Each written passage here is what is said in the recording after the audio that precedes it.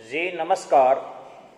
और जैसा कि आप जानते हैं, विश्व के कुल 7 महादेशों में 6 महादेश ही अत्यधिक बसे हुए हैं और उनका ही सर्वाधिक विकास हुआ है।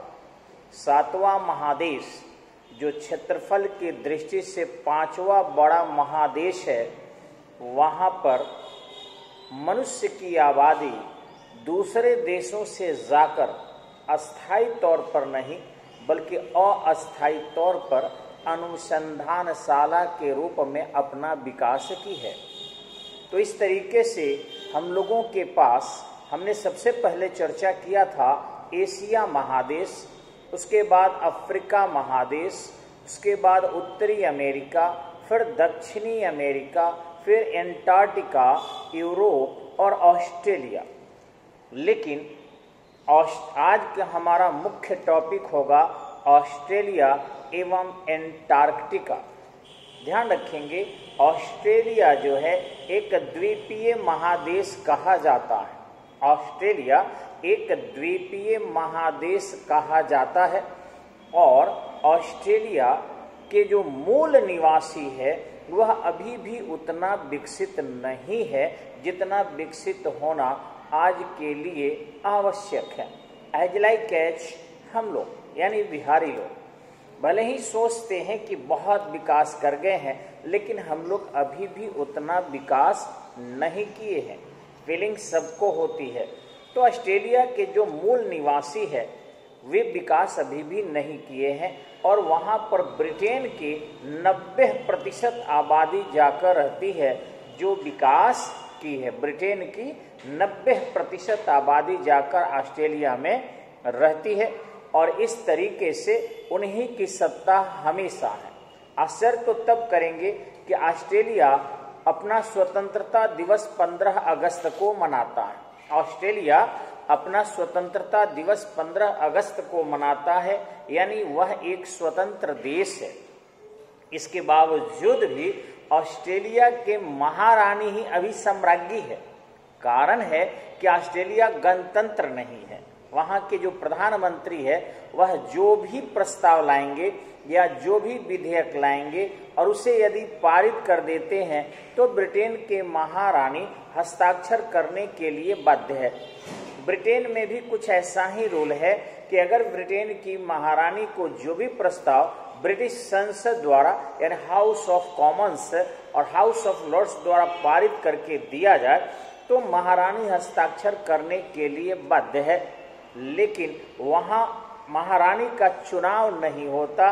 और ध्यान रखेंगे, गणतंत्र उसे कहते हैं जहाँ एक निश्चित अवधि के अंदर, गणतंत्र उसे कहते हैं जहाँ एक निश्चित अवधि के अंदर राष्ट्र के शासनाध्यक्ष का निर्वाचन होता हो, मनोनयन नहीं। तो ध्यान रखिएगा, भूटान भी आपका जो है गणतंत्र नहीं है, जापान भी गणतंत्र नहीं है, ऑस्ट्रेलिया भी गणतंत्र नहीं है, ब्रिटेन भी गणतंत्र नहीं है।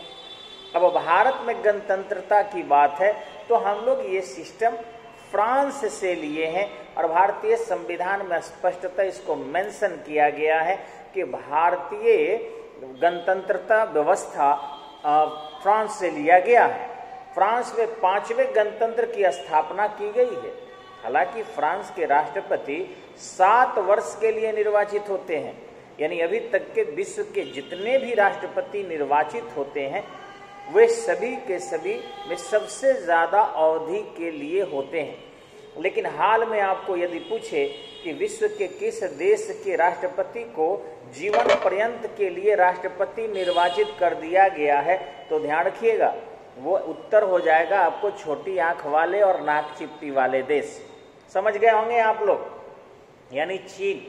चीन के राष्ट्रपति को हाल ही में लॉन्ग लाइफ, पूरे लाइफ के लिए प्रेसिडेंट चुन दिया गया है, यानी वो जब चाहेंगे तभी सत्ता छोड़ेंगे। इस बीच में उनसे सत्ता कोई नहीं छोड़ा सकता।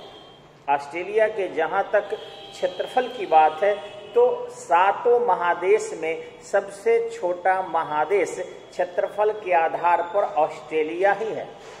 और मैंने कल भी चर्चा किया था कि ऑस्ट्रेलिया की खोज सबसे पहले समुद्री मार्ग से तस्मान ने किया था, लगभग 1742 के आसपास। लेकिन तस्मान जो था ऑस्ट्रेलिया के आंतरिक भागों में नहीं जा सका, वो तटीय इलाकों से ही लौटकर चला गया और यह स्पष्ट कर दिया कि यह द्वीप जो प्रशांत महासागर और हिंद महासागर के जल में तैरते हुए नजर आता है, ये कोई नया महाद्वीप है। उसी के नाम पर दक्षिण पूर्व ऑस्ट्रेलिया के क्षेत्र को तस्मानिया नाम दे दिया गया। लेकिन ऑस्ट्रेलिया के आंतरिक भाग की खोज ठीक 30 वर्ष बाद, लगभग 30 वर्ष के आसपास 1770-72 के आसपास जेम्स कुक ने किया और वह उसके आंतरिक भागों में भी प्रवेश कर गया। ध्यान रखेंगे, ऑस्ट्रेलिया के ठीक उत्तर में एशियाई देश स्थित है। ऑस्ट्रेलिया के पश्चिम में ईस्ट तिमोर स्थित है, इंडोनेशिया स्थित है।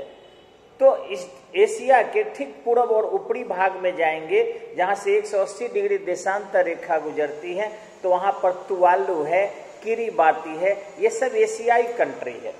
अतः एशिया के कुछ क्षेत्र और ऑस्ट्रेलिया के कुछ क्षेत्र दोनों मिलाकर ओशनेशिया हो जाता है, दोनों मिलाकर ओशनेशिया कहलाता है। और शायद आपको पता होगा कि ऐसे एग्जाम में आते रहते हैं हमेशा ही। ध्यान रखेंगे, ऑस्ट्रेलिया विषुवत रेखा के दक्षिण में है और ग्रीनविच मीन टाइम जो लंदन से गुजरता है उसके पूरब में है, यानी वह दक्षिणी पूर्वी महादेश है। और उस महादेश के पश्चिमी तट पर ठंडी जलधाराएं बहती है और वही ठंडी जलधाराओं से हाई प्रेशर होने के कारण जब उष्णकटिबंधीय क्षेत्र भारत जैसे देशों में निम्न वायु दाब की स्थिति उत्पन्न होती है, तो मानसूनी हवाएं तेज गति से चलती है और यहाँ आकर वृष्टि करती है। ऑस्ट्रेलिया के एकदम बीचों बीच से ग्रेट डिवाइडिंग रेंज है। ऑस्ट्रेलिया के बीचों बीच से उत्तर से दक्षिण दिशा में ग्रेट डिवाइडिंग रेंज एकदम बांटता है। इसका पूर्वी भाग अत्यधिक विकसित है और पश्चिमी भाग रेगिस्तानी है। उसके रेगिस्तान में अभी भी पूरी तरह मनुष्य जो है नहीं बस पाया है, न घूम पाया है। उसके रेगिस्तान का सर्वे भी पूरी तरह नहीं हो पाया है।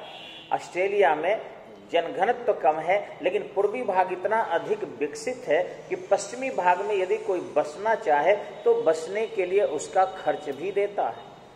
अगर विश्व का दूसरा सबसे बड़ा मरुस्थल कहा जाए तो ऑस्ट्रेलिया का ही मरुस्थल है। वह ग्रेट डिवाइडिंग रेंज जो पहाड़ी है उत्तर से दक्षिण दिशा में, उसके ठीक पश्चिम में फैला हुआ है। विश्व का सबसे बड़ा मरुस्थल सहारा मरुस्थल है और दूसरा बड़ा मरुस्थल ऑस्ट्रेलिया का मरुस्थल है।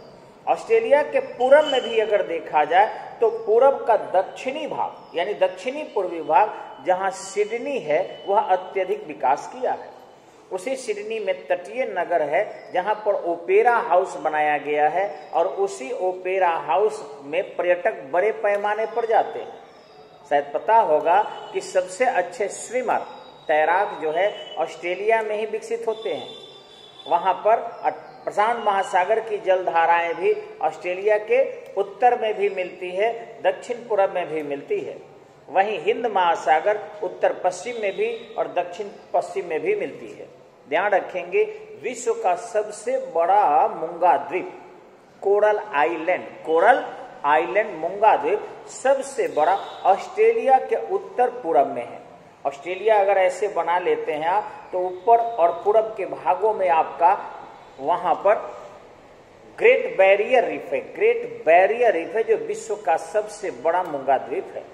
और समुद्री लहरें जब आती है तो बहुत सारे मूंगे के छोटे छोटे आकर्षणीय स्टोन जो है उसका, हालांकि वह जैविक उत्पाद है, फिर भी वहां बिखेर देती है और पर्यटक बड़े पैमाने पर जाते हैं और उन जो है कोरल को मूंगा को लेकर आते हैं।